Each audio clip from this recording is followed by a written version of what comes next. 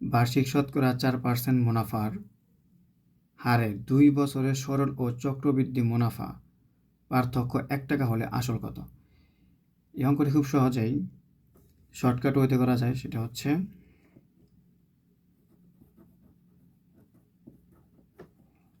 পার্থক্য equal to P into R by 100⁻n। এখানে পার্থক্য ছিল হচ্ছে 1 টাকা, তো আমরা 1 টাকা লিখব। আর পি মানে কি? এটা হচ্ছে আসল, যেটা হচ্ছে আমাদের চাইছে, তোমরা এটা রাখবো। আর কি? আর হচ্ছে হার। আর কত ছিল? 4%, মানে 4, নিচে ছিল 100।